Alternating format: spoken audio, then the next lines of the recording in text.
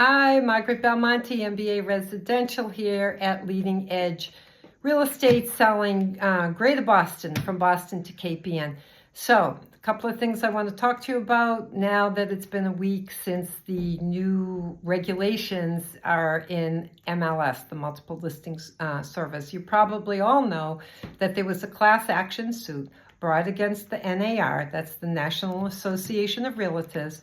The National Association of Realtors owns MLS. That's the Multiple Listing Service, where every agent will tell you you should post your listings so that it gets the greatest exposures. And that's accurate.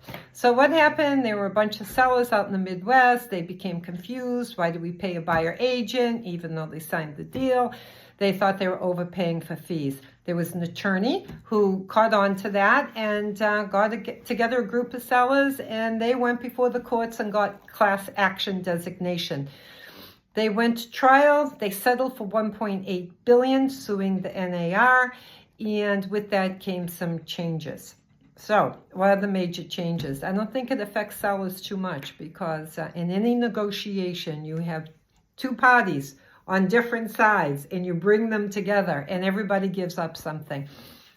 One thing to note is the fees that have always been paid to listing agents or buyer agents most always have come from the transaction. So what does that mean? No deal, no commissions, no proceeds for the seller, nothing. So what happened?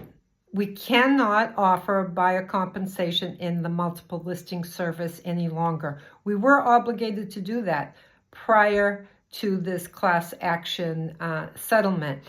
And that's the best way to get exposure. We can't do that anymore. So for sellers, you can still compensate a buyer agent if you believe that's in your best interest. If they bring a deal that is going to net you the most, or the terms and the conditions and the price are acceptable, you can still pay a buyer agent. They deserve to be paid for their efforts.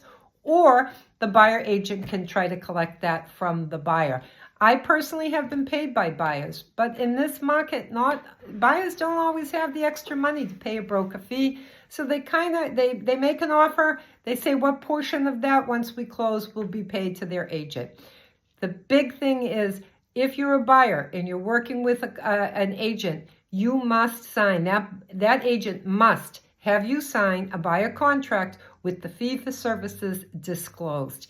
It will not be disclosed in MLS, Multiple Listing Service, so it will now become a negotiation tool. I can tell you I've been selling for over 40 years. Yes, since I've been 5 years old. Fees have always been negotiable. That does not mean that the agent sets the fee, nor does it mean that the seller or the buyer sets the fee. You come to a meeting of the minds. You set the fee based upon what two parties negotiate as fair and reasonable, the same as a contract to purchase. So the big difference is no buyer compensation offered in multiple listing. Buyers have to sign a buyer contract, and they have to include in their offer if they want the seller to pay whatever percentage fee that they've agreed to with their agent to come from the transaction. So I hope that answers some questions and didn't further confuse you, but that's all I have. You know how to reach me, Margaret at mbaresidential.com. Thanks. Happy selling.